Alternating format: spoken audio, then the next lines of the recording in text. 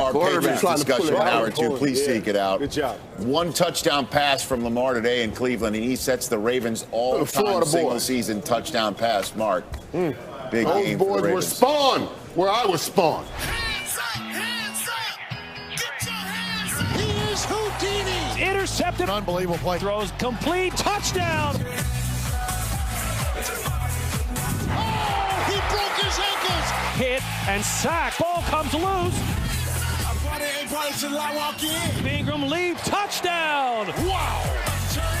That was an absolute dime. Pass is intercepted. Great job by this defense. And the Ravens are making it look easy. Let's flash back to 16 weeks ago. Way much longer before anybody thought that they'd have an ability to clinch the 1 seed with a single win in Cleveland in Week 16. Let's go back 16 weeks ago when everyone was wondering or believing, most people, that it was a flash in the pan half season for Lamar Jackson last year, with the Los Angeles Chargers absolutely unmasking this offense and the quarterback. Now Lamar Jackson is the de facto MVP of this league, and we know that they're a 1 seed. What is the biggest concern for this team, Steve, entering the postseason for Baltimore and Lamar? Familiarity. All right. So defensive coordinators are tough guys, but they're also smart guys. All right. And if you have played them, whether you beat them or not, the second time around, you're a little bit better prepared to practice against this stuff, to defend this stuff, put guys on the dive, on the quarterback, on the pitch, on all this pass stuff down the field. And you know what? Just like the Browns lost last year and then beat them the first time around this year. You know what? The Los Angeles Chargers, they lost to them and then they beat them in the playoffs because of familiarity. And all these teams that they beat, whether it's Kansas City or Houston, or New England or Pittsburgh, they'll have a better way to defend this second time around. They're not going to just keep winning every single game. Defenses will figure it out, slow them down, and have much closer games. And you could see all the teams that are up there on that board, they've played already. Yeah. So if they see them again, who knows, right? Yeah, and I think it's very hard. It's going to be very hard for any team to stop what they do. They're really good at it. They've got the weapons, and really obviously Lamar Jackson is so good at what he does, and he's different in that regard. I've been talking about it for a long time, is I believe the way you beat this Ravens or you give them problems is you have to change the way that they play. And you go back and look, since Lamar Jackson has taken over, when they lead at halftime, they're 18-0. When they're down at halftime, they're 0-4. You know, when they're ahead or trailing, or when they're ahead or even in a game, they run the ball 57% of the time, and they pass it 43%.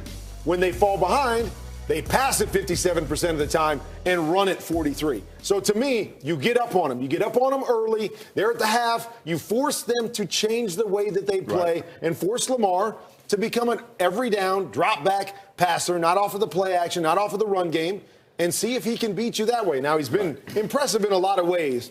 I just don't know against good teams that can score points. Can he keep up with them swing for swing with his right arm if you jump up on him? And you guys covered two great areas. Now, the third area would be, honestly, Lamar getting hurt. I mean, I was there Thursday night, and I was amazed, man, when you see this dude in real life, how fast he is. And then he went out, and RG3 came in. And I remember RG3 as he's a track guy. He's fast. He looked like a snail compared to what was in the game prior to him. And I thought, oh, my God, I thought RG3 can run this offense and they'll be okay. No. This kid is different. You got to keep him healthy. You have to keep him on the field because everything changes when he leaves the field. Similar skill set, but not quite as dynamic, RG3. That's why, again, one win in Cleveland today does give them the opportunity to sit him next week in Week 17 against Pittsburgh. Freddie Kitchens and the Cleveland Browns, however, might have a different idea. They've got to win football games. They want to finish 500. Kim Jones is with the coach.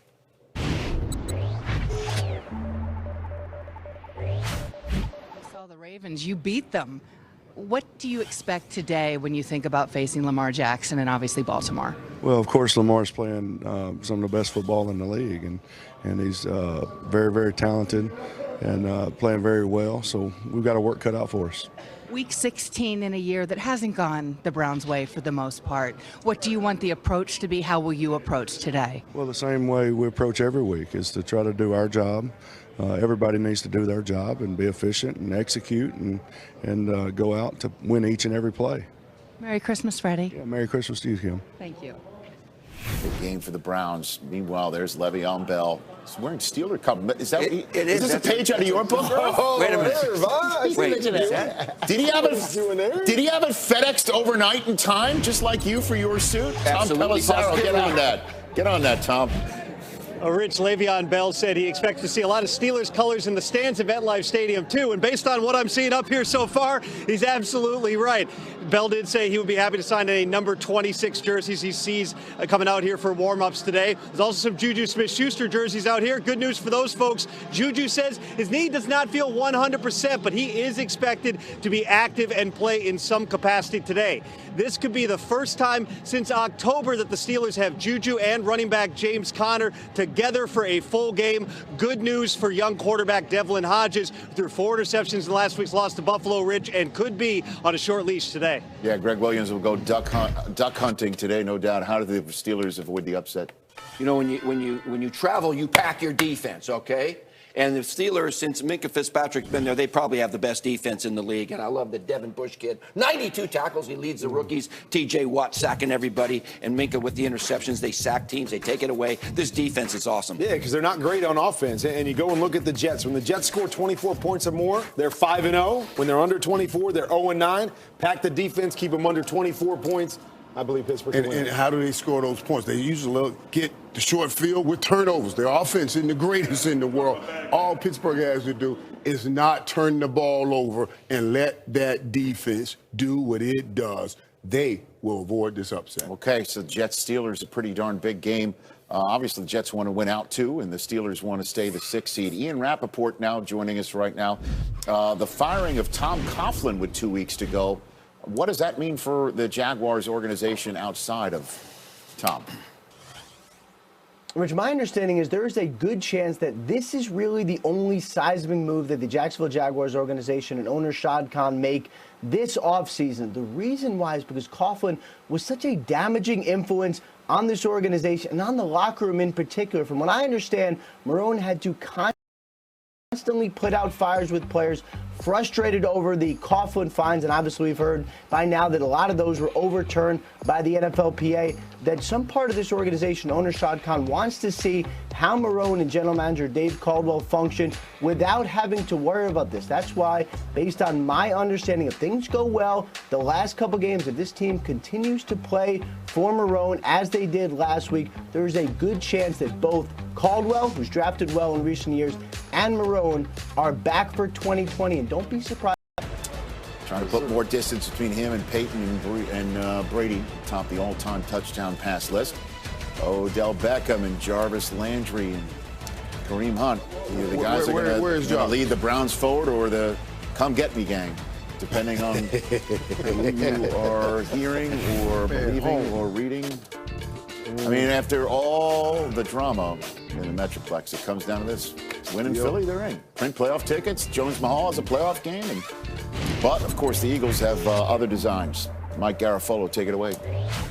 Rich, we've heard plenty about Greg Ward, the Eagles wide receiver who caught the game-winning touchdown last week against the Redskins. Involved in 16 transactions with the Eagles, signed, released, practice squad, active roster, even a stint in the AAF involved there. And at one point, his agent, Scott Casterline, said to Ward, "Do you want me to get you out of there? Do you want me to send you somewhere else for a fresh start?" And Ward told him no, because if I make it in this league, and I will, it is going to be with the Eagles. When I talked to Ward the other day, he said he just loves the organization, loves the city, and he loves the fact that now he finally has a role with this team, has a chance to get them into the postseason with another solid performance today against the Cowboys. Now to Jane Slater, who's right over there. Well, Mike, if the Eagles decide to go with that run game, they're going to need their linebackers to step up. They, of course, have been thin at the position. But we saw a vintage performance from Sean Lee against the Rams last weekend. And when you consider what Miles Sanders did against the Redskins, they're really going to need to shore up that position. We learned that Sean Lee has a secret sauce this season. This week, we learned that he mixes black coffee with a little bit of water on the sidelines and sips it during the game, which is pretty wild. We found out about that when Antoine Woods accidentally drank it. He says he's going to heavily label it this week. As for the quarterback position, Dak Prescott finally got some throwing in on Friday. I'm told that they're expecting him to be just fine today, but he will not wear any added protection to help him with that shoulder. He's just going to expect